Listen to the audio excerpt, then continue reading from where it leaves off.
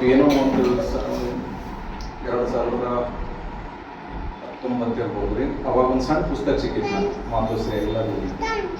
ಅದು ಓದಿದ ತಕ್ಷಣ ಏನು ನನಗೆ ಹುಚ್ಚಿಡಿತು, ಇದ್ರಾಗ ಏನೋ ಅದ ಇದು, ಈ ಶಕ್ತಿ ಏನೋ ಒಂದು ವಿಶೇಷವಾದ ಶಕ್ತಿ ಅದು. ಎಷ್ಟೋ ಅದಕ್ಕಿಂತ ಮೊದಲು ನಾನು ಸಾಕಷ್ಟು ಪುಸ್ತಕಗಳನ್ನು ಓದಿದ್ದೆ.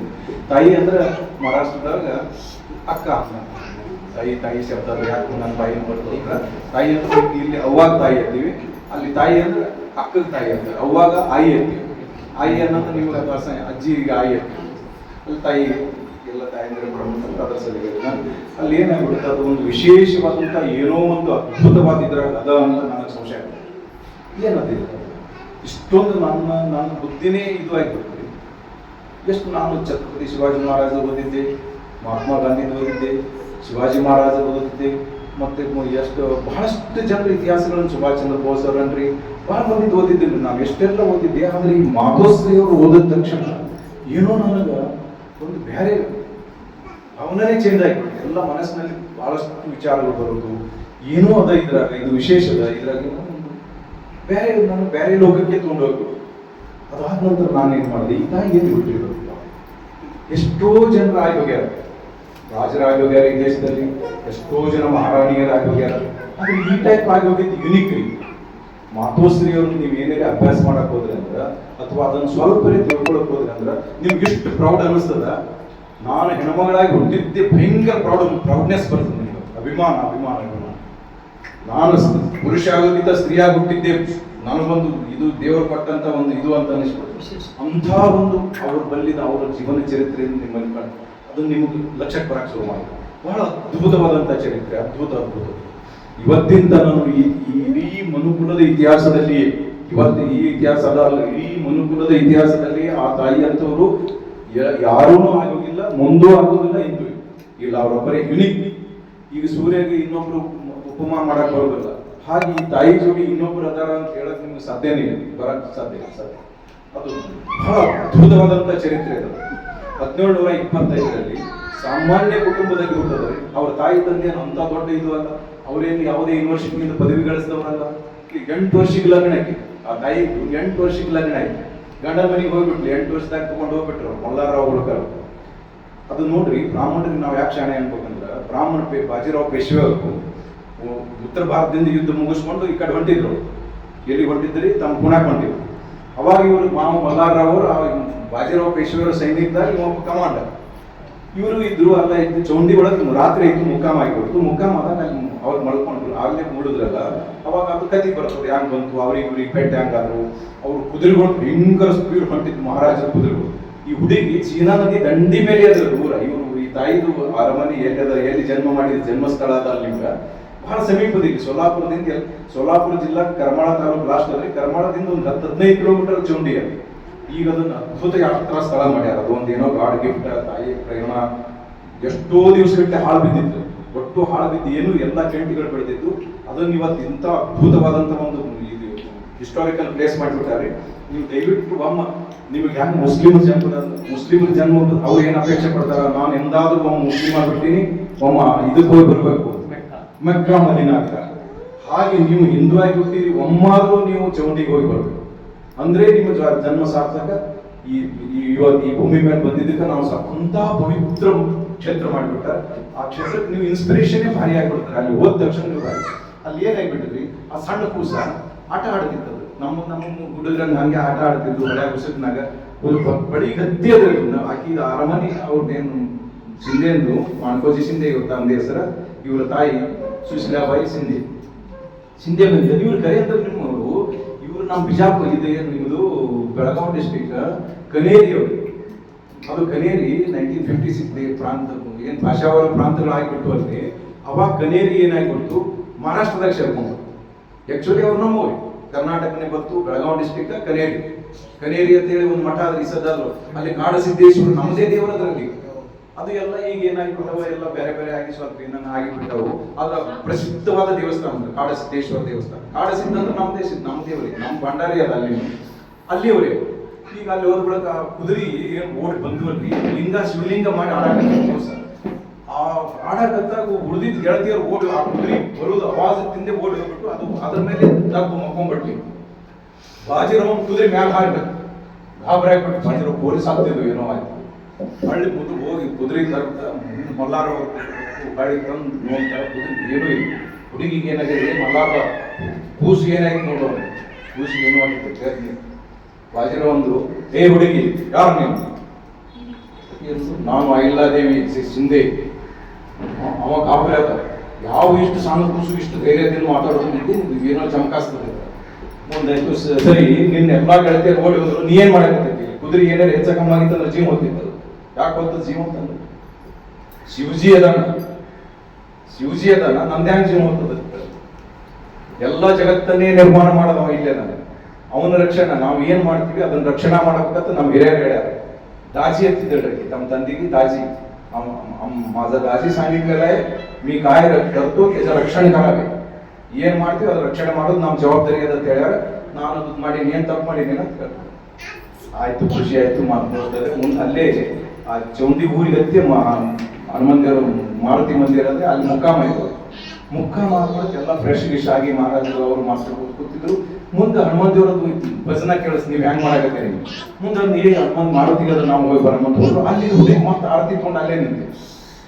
ಅವ್ರಿಗೆ ಏನೋ ಅನ್ನಿಸ್ತಿದ್ದೆ, ಒಂದು ಏನೋ ವಿಚಿತ್ರ ಚೀದ ಈಗ ನಮಸ್ಕಾರ ಮಾಡೋ ರೀತಿ, ಆರತಿ ಮಾಡೋ ರೀತಿ. 8 ವರ್ಷದ ಕೂಸ್ರಿ ಅಂದ್ರೆ ಮಲ್ಲಾರ್ಬ ಅಷ್ಟೊತ್ತಿಗೆ ಅವ್ರಿಗೆ ಅವ್ರ ಮನಸ್ಸಿನಾಗ ಮೂಡಿಬಿಟ್ಟಿದ್ರು. ಬಾಜೇರ್ ಅವ್ರ ಮನಸ್ಸಿನಾಗ ಏನೋ ಇದು ಚೀಸಿದ ಯಾರು ಕೋರಿದ್ರು. ನಾ ಹಿಂಗೆ ಎಲ್ಲ ಕೇಳಿದ್ರು, ಇಲ್ರಿ ಇಲ್ಲಿ ತನಗ ಮಾಡ್ಕೊಳ್ಳಿ ಸಿಂಧಿ ಅಂತದಾನ, ಈ ಊರದ್ದು ಪಾಟೀಲ್ ಅದಾನವ ಅವನ ಮಗಳ ಹೇಳಿದ್ರು. ಮಲ್ಲಾರ್ಬ ಈ ಹುಡುಗಿ ಏನೋ ಬಹಳ ಚೀಸದು, ನಿನ್ ಮಗಳಿಗೆ ಕಂಡ್ಯಾರ ಅವ್ ಏನ್ ಮಾತಾಡ್ಕೋತಾರನ್ನ ಅವ್ನಿಗೆ ಮಾಡ್ಕೊಂಡ್ಬರು. ಮಲ್ಲಾರ್ಬ ಚಿಂತೆ ಇದು ಅವ ಮಲ್ಲಾರ್ಬ ಅಂದ್ರೆ ಆಗಿನ ಕಾಲದಾಗ ದೊಡ್ಡ ಇದು ಇದ್ದಂದ್ರೆ ಇಂದೂರದ ನರೇಶ್ ಅವ. ಇಂದೂರದ್ದು ದೊಡ್ಡ ಸ್ಟೇಜ್ ಹೋಗ್ಬಿಟ್ಟಿದ್ರು. ಇವ ಸಣ್ಣ ಹಳ್ಳಿದ್ರು ಬಾಜಿರಾವ್ ಪೇಶ್ವೇರ್ ಈ ಊರಿಗೆ ಮಾಡ್ಕೊಂತಾರ, ಅವ್ರ ಮಾತು ಮೀರಾಕು ಬರಲ್ಲ. ಕಡಿಗಂತ ಮಹಾರಾಜರ ಮತ್ತು ಅವ್ರು ಯಾಕೆ ಯಾವ ಜಾತಿ ಯಾವ ಸಮಾಜ ಹ್ಯಾಂಗ್ ಮಾಡೋದು ಇಲ್ಲ, ಅದಕ್ಕೆ ನಾನು ಕೇಳ್ತೀನಲ್ಲ. ಅವ್ರು ಮತ್ತೆ ಬರ್ತಿದ್ರು, ಕೇಳ್ಕೊಂಡು ಇಟ್ಕೊಂಡಿದ್ರು. ಅವ್ರಿಗೆ ಕರ್ಸಿದ್ರು, ಮಾಡ್ಕೊಸಿ ಬಂತ ಗಾಬರಿ ಆಗ್ಬಿಟ್ಟು ಎಲ್ಲಿ ನಮ್ದು ಏನ್ ತಪ್ಪೋಗಿಲ್ಲ. ಒಂದೇ ಸೊಂದು ನಡಗತ್ತಿದ್ರು. ಇಲ್ಲ ಪಾಟಿಲ್ಲ ಏನಿಲ್ಲ, ಇದು ಅವ್ರಿಗೆ ನಮ್ದೇ ಅಪ್ಪರ ಏನ್ ಕ್ಷಮ ಮಾಡ್ಬೇಕು, ಏನ್ ತಪ್ಪು ಮಾಡ್ಯಾರ, ಏನ್ ತಪ್ಪಿಲ್ಲ, ನೀನ್ ಹಾಕಿ ಉದಳಾಸ್ತದ ಏನಂತ ಉದಳಾಸ್ತು ನಿನ್ ಭಾಗ್ಯ ತೆರೀತು ಹಾಗೆ ತೆರೀತು. ಯಾಕ ನಿಂದು ಏನು ಮಲ್ಲಾರ್ಬ ನಿನ್ನ ಮಗಳನ್ನು ಸೊಸೆಯನ್ನಾಗಿ ಮಾಡ್ಕೋಬೇಕಂತ ವಿಚಾರ ಮಾಡ್ಯಾನ. ಅವನು ಕಣ್ಣ ನೀರು ಹರ್ಲಿಕ್ಕೆ ಅಷ್ಟೊಂದು ಖುಷಿ ಆಗಿಬಿಡ್ತು. ಮುಂದೆ ಅದು ಆದ ನಂತರ ಯಥಾ ಪ್ರಕಾರ ಮಾತುಕತೆ ಆಗಿ ಮುಂದೆ ಅವರು ಲಗ್ನ ಮಾಡೋದು. ಒಂದು 1733 ಬಾಜಿರಾವ್ ಪೇಶ್ವೆ ಏನ್ ಹೇಳ್ಬಿಟ್ಟು, ಮಲ್ಲಾರ್ಬ ನೀ ಏನ್ ತಿಳ್ಕೊಂಡಿದ್ಯಾ, ಅವ ಮಣಕೋಸಿ ಗರೀಬ್ ಅದಾನ, ಆ ಹುಡುಗಿದು ಸ್ವಲ್ಪ ಅಷ್ಟು ಸೌಂದರ್ಯವತಿ ಅಲ್ಲ, ಹಂಗೇನು ವಿಚಾರ ಮಾಡ್ಬೇಡ, ಹುಡುಗಿ ಪರವಾಗಿ ನಾವು ಅದೀವಿ, ನಾವು ಎಲ್ಲ ಹೆಣ್ಣಿನ ಕಡೆಯವರು ನಾವು ಅಂತಿರ್ಲಿ. ಹಂಗಂದು ಸ್ವತಃ ಬಾಜಿರಾವ್ ಪೇಶ್ವೆ ಶನಿವಾರವಾಡ ಪುನಾದ ಶನಿವಾರವಾಡದಾಗ ಲಗ್ನ ಆಗಿರ್ಕ ಇಲ್ಲ ದೇವಿಯವ್ರ ಲಗ್ನ ಶನಿವಾರವಾಡದಾಗ ಪೇಶ್ವೆ 200 ತೊಲಿ ಬಂಗಾರ, 13 ರೂಪಾಯಿ 8 1 ತೊಲಿ. ಆಗ 1 ತೊಲಿ ಅಂದ್ರೆ 12 ಗ್ರಾಮಿಗೆ 1 ತೊಲಿ ಅಂತಿದ್ರು. 13 ರೂಪಾಯಿ 8 1 ತೊಲಿ. ಈ ಸದ್ಯ ಲೆಕ್ಕ ಹಾಕಿದ್ರೆ ಎಷ್ಟು ಕೋಟಿ ರೂಪಾಯಿ ಅದ ನೋಡಿ. 2725 ರೂಪಾಯಿ ಖರ್ಚು ಬಂದ್ರಿ ಮಾಸ ಆಯ್ತು ಲಗ್ನ. ಪೇಶ್ವೆ ಬರ್ದಿಟ್ಟ 2725 ರೂಪಾಯಿ ಲಗ್ನ ಬಂದ್ರಿ ಖರ್ಚು. 2725 ಇವತ್ತಿನ ಲೆಕ್ಕಕ್ಕೆ ಹಾಕಿದ್ರೆ ಅಂದ್ರೆ ಅದು ಬಹಳ ಕೋಟಿ ಆಗ್ತದೆ. ಅಂತ ದೊಡ್ಡ ಪ್ರಮಾಣದಾಗ ಲಗ್ನ ಆಯ್ತು. ಮುಂದೆ ಸಿಗೋದು ಇಂದೂರು ವಾಡ ಕರ್ಕೊಂಡು ಹೋದ್ರು. ವಾಡದಾಗ ಹೋಗ್ಬಿಟ್ಟು ಆ ಮುಜರಾ ಕೊಟ್ಬಿಟ್ಟು ಮುಜರಾ ಕೂಡ ನೀಗಿ ಒಂದು ಸಣ್ಣ ಹುಡುಗಿ ಹಳ್ಳಿಯ ಹುಡುಗಿ ಪಾಪ ಏನು ಬರ್ತಿಲ್ಲ, ಒಂದು ಸ್ವಲ್ಪ ವಿಚಲಿತ ಆಗಿಬಿಟ್ಟು. ಮುಂದೆ ಅವರ ಯಾರ್ರಿ ಇವರ ಸಾಸು ಹತ್ತಿ ಗೌತಮಬಾಯಿ ಇದ್ರಲ್ಲ, ಅವರೆಲ್ಲ ರಾಜನೀತಿ ಹ್ಯಾಂಗ್ ಮಾಡ್ಬೇಕು, ಮಹಾರಾಣಿಯವ್ರು ಹ್ಯಾಂಗ ಎಲ್ಲವನ್ನೂ ಪಾಠ ಕಲಿಸಿದ್ರು. ಮಲ್ಲಾರ್ಬ ಅವರು ಈ ಹೊರಗಿಂದ ಯುದ್ಧದ ಹ್ಯಾಂಗ ಒಬ್ರು ಗುರುಗಳನ್ನಿಟ್ಟು 2 ವಿದ್ಯೆ ಕಲಿಸಿದ್ರು. ಶಾಸ್ತ್ರವಿದ್ಯೆ, ಶಸ್ತ್ರವಿದ್ಯೆ. ಶಸ್ತ್ರ ಅಂದ್ರೆ ಕುದುರೆ ಹತಾರ ಚಾಲಿಸೋದು, ಅವೆಲ್ಲ ಖಡ್ಗ ಚಾಲಿಸೋದು, ಢಾಲ್ ಹಿಡಿದು ಅವೆಲ್ಲ ಕಲಿಸೋದ್ರಿ. ಇವು ಏನು ನೀವು ಧರ್ಮ ಈ ಸತ್ ಮಾಡಾಕತ್ತಿರಲಿ, ಇದು ಈ ಧರ್ಮದ್ದು ಕಲಿಸೋದು. 2 ವಿದ್ಯೆಯಲ್ಲಿ ಬಹಳಷ್ಟು ಪರಿಣಿತ. ಖಂಡೇರೋಗ ಇವರಿಗೆ ಖಂಡೇರಾವ್ ಇವ್ರ ಪತಿ, ಇವ್ರಿಗೆ ಕೂಡೇ ಕೊಟ್ಟರು, ಅವ ಅಷ್ಟು ಸಕ್ಸಸ್ ಆಗಲಿಲ್ಲ. ಇವ್ರು ಸಾಹೇಬರು ಬಹಳ ಸಕ್ಸಸ್ ಆಗ. ಮುಂದೆ ಇವ್ರು ಏನ್ ಮಾಡೋದು, ಮಲ್ಲಾರ್ರಾವ್ ನಾವು ಯುದ್ಧಕ್ಕೆ ಹೋಗೋ ಮುಂದೆ ಎಲ್ಲ ಇವ್ರ ಕೈಗೆ ಮುಂದೆ 1732 ಅವ್ರಿಗೆ ಇಂದೂರದ್ದು ಇದು ಕೊಟ್ಬಿಟ್ರು, ಸನ್ನದ್ ಕೊಟ್ಬಿಟ್ರು. ಯಾರು ಛತ್ರಪತಿ ಶಾಹು ಮಹಾರಾಜರು ರಾಜರು ಅವಾಗ ಮೇನ್ ಅಂದ್ರೆ ಶಾಹು ಮಹಾರಾಜರು. ಅವ್ರ ಕೈಯಾಗ ಪೇಶ್ವೆಗಳ ಕೈಯಾಗ ಇವ್ರು ಹೋಳ್ಕರ್. ಪೇಶ್ವೆ ಅಲ್ಲಿ ಏನು ಆರ್ಡರ್ ಪಾಸ್ ಆಗ್ಬೇಕಾದ್ರೆ ಅಲ್ಲಿ ಆಗ್ಬೇಕಾಗಿದ್ರು. ಎಲ್ಲಿ? ಛತ್ರಪತಿ ಶಾಹು ಮಹಾರಾಜರು ಯಾವ ಊರ? ಕೊಲ್ಲಾಪುರ ಅಲ್ಲ ಸರ್, ಕೊಲ್ಲಾಪುರ ಅಲ್ಲ, ಇನ್ನೊಂದು 2 ಗದ್ದೆ ಇದ್ದು, ಒಂದು ಕೊಲ್ಲಾಪುರ, ಒಂದು ಯಾವ್ದು ಕೊಲ್ಲಾಪುರ ಅಲ್ಲ ಸರ್, ಇನ್ನೊಂದು ಅವ್ರ ಮೊದಲು ಕೊಲ್ಲಾಪುರ ಗದ್ದೆ ಈ ಕಡೆ ಸರ್. ಒರಿಜಿನಲ್ ಛತ್ರಪತಿ ಶಿವಾಜಿ ಇದ್ದಿದ್ದು, ಸಂಭಾಜಿ ಇದ್ದಿದ್ದು ಯಾವ್ದು? ಸಾತಾರದ ಶಾಹು ಮಹಾರಾಜ್. ಈ ಶಾಹು ಮಹಾರಾಜನಿಗೆ ಆ ಶಾಹು ಮಹಾರಾಜನಿಗೆ ದಯವಿಟ್ಟು ಕಲ್ಪನಾ ಮಾಡ್ಕೊಬೇಡ್ರಿ. ಈ ಕೊಲ್ಲಾಪುರ ಶಾಹು ಮಹಾರಾಜರು ಛತ್ರಪತಿ ಶಿವಾಜಿ ಮಹಾರಾಜರು 6ನೇ 7ನೇ ತಲೆಮಾರಿನ ಇದು ಇವ್ರು ಮಹಾರಾಜರು. ಅವರು ಖಾಸ ಮೊಮ್ಮಗ, ಖಾಸ ಮಗ ಅಂದ್ರೆ ಸಂಭಾಜಿ, ಶಿವಾಜಿ ರಾಜರ ಮಗ ಸಂಭಾಜಿ ಮಗ ಶಾಹು. ಅವಾಗ ಅವರು ಛತ್ರಪತಿ ಹುದ್ದೆಯಾಗಿದ್ದಾರೆ. ಎಲ್ಲಿ? ಸಾತಾರಗಾರಿ. ಅವ್ರ ಕಡೆಯಿಂದ ಇವ್ರಿಗೆ ಮಲ್ಲಾಪ ಅವರಿಗೆ ಅಧಿಕಾರ ಬಂತು. ಆ ಅಧಿಕಾರ ಚಿನ್ನದ ಪೆಟ್ಟಿಗೆ ಅವ್ರ ಸಿಕ್ಕ ಸಿರಪೋಚ ರಾಜ ಪೋಷಾಕ ಅಂದ್ರೆ ರಾಜ ಪೋಷಾಕ ಕೊಡ್ಬೇಕ್ರಿ, ನಿಮ್ಗೆ ರಾಜದಂಡ ಕೊಡ್ಬೇಕು, ರಾಜ ಮುದ್ರಾ ಕೊಡ್ಬೇಕು. ಅವೆಲ್ಲ ಅವ್ರು ಕೊಟ್ಟು ಕಳಿಸಿ ಸಮಾರಂಭ ಮಾಡಿ ಕೊಟ್ಟಾಗ ಮಲ್ಲಾಬಾಯಿ ಏನಂದ ಐಲಾದೇವಿ ಅಂತ ಕರೆದ್ಬಿಟ್ಟ. ಐಲಾಬಾಯಿ ಕರೆದು ಅಕ್ಕಿ ಕೊಡಿಸ್ಬಿಟ್ಟು. ಸಣ್ಣ ಹುಡುಗಿರಿ 8 ವರ್ಷದ ಖುಷಿ, ಗಾಬರಿ ಆಗ್ಬಿಟ್ಟಿಲ್ಲ. ಏನು ಅಕ್ಕಿ ಏನು ಬರುತ್ತೆ ಅದು ಒಯ್ದು ಪೆಟ್ಟಿಗೆ ಮಾಸ ಅವ್ರ ಹತ್ತಿ ಕೊಟ್ಬಿಟ್ಟು ಮುಂದೆ ಅಷ್ಟು ವಿಶ್ವಾಸದಿಂದ ಬೆಳೆಸೋದ್ರಲ್ಲಿ ಭಾರಿ ಮಗಳಿಗಿಂತ ಹೆಚ್ಚು ಇದು ಪ್ರೇಮದಿಂದ ಬೆಳೆಸ್ತವೆ ಮಲ್ಲಾಬ ಹೋಳ್ಕರ್. ಪ್ರತಿಯೊಂದು ಫಿಲ್ಮ್ನಾಗ ಎಷ್ಟು ಚಾಕಚಕ್ಯ ಆದ್ರೂ ಮುಂದೆ ನಿಮ್ಗೆ ಒಂದು ವಿಷಯ ಹೇಳ್ತೀನಿ ಸರ್, ಅದ್ಭುತ. ಯಾವ ಲೆವೆಲಿಗೆ ಬೆಳೆದಿ ತಾಯಿ ಅಂದ್ರೆ ಅವರು ಅಲಂಪುರದಾಗ ಆರಾಮ್ ತಪ್ಪಿ ತಿರ್ಕೋತಾರೆ ಸರ್. ಯಾರು? ಇವ್ರ ಮಾವ ಮಲ್ಲಾರಾವ್ ಹೋಳ್ಕರ್ ತಿರ್ಕೊಳ್ಳೋ ಮುಂದೆ ಅವ್ ಎಷ್ಟು ಶಾಣೆ ರೀ. 2 ದಿವಸ ಮೊದಲು ಗೊತ್ತಾಗ 2 ದಿವಸ ಇವ್ರ ಮಗ ಅವ್ರ ಬಲ್ಲೆ ಬಿಟ್ಟಿರ್ತಾರೆ, ಮುತ್ಯಾನ್ ಬಲ್ಲಿ ಇರು ಅಂತ ಹೇಳಿ. ಇವ್ರ ಮಗ ಒಂದ್ ಸ್ವಲ್ಪ ಹಾಳಾಗಿರ್ತಾರ ಮಾಲೇರಾವ್ ಅಲ್ಲಿ ಬಿಟ್ಟಿರ್ತಾರ. ಅವಾಗ ಮಹದಾಜಿ ಶಿಂದೆ ಅಂತೇಳಿ ಶಿಂದೆ ಫ್ಯಾಮಿಲಿದು ಅಮ್ಮ ಇರ್ತಾನೆ ರಾಜರು. ಅಲ್ಲಿ ರಘುಬಾಬಾ ದಾದಾ ಪೇಶ್ವೆ ಇರ್ತಾರ. ಅಲ್ಲಿ ಒಂದು ಡೇರೆ ಬಿದ್ದಿರ್ತದೆ. ಇವ್ರದು ಡೇರೆ ಅಂದ್ರೆ ಈ ಮಿಲಿಟರಿದು ಸಣ್ಣದ್ ಮಿಲಿಟರಿ ಕ್ಯಾಂಪ್ ಇದಿರ್ತದೆ. ಆ ಕ್ಯಾಂಪ್ನಲ್ಲಿ ಅವ್ರಿಗೆ ಆರಾಮ್ ಗೊತ್ತಾಗ್ತದೆ ನಾಯಿ ನೋಡ್ಯಾಗ. ಅವ್ರು ಬರ ತನ್ನ ಮಗಳು ಉದಾಬಾಯಿ ಸೀತಾಬಾಯಿ ಹೆಸರಲ್ಲಿ ಕೆಲವೊಂದು ಇನಾಮಿ ಜಮೀನುಗಳು ಎಲ್ಲ ಬರದ ತನ್ನ ಕೊಟ್ಟು ಬರೆದು ಸಹ್ಯ ಸಿಕ್ಕ ಹಾಕಿಕೊಡ್ತಾರ.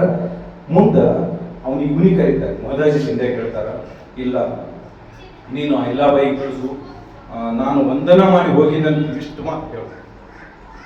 ತಿಳಿದಂದ್ರೆ मल्हारराव होळकर ना मी वंदना करून गेलो म्हणून माझा सुनेला सांगा ನೋಡ್ರಿ ಎಲ್ಲೇ ಕೇಳಿರಿ ಇತಿಹಾಸದಾಗ ಎಲ್ಲೇ ನಿಮ್ಮ ಮಾವ ನಿಮಗ ವಂದನಾ ಮಾಡಿದ ಎಲ್ಲೇ ಕೇಳಿರಿ ಅಥವಾ ಅದು ಆ ಶಕ್ತಿ ನಿಮಗೆ ಬಂದದೆ ಅದಕ್ಕೆ ಅವ ಮತ್ತೆ ಅವರೇ ಹೇಳಿ ಹೋಗ್ತಾರೆ ಏನ್ ಹೇಳ್ತಾರ ತೆನಿ ಲಾನೈ ತರಿ ತೆನಿತಿಯಲ್ಲಿ ವಲ್ಲ ಪೋಚಲೇಲ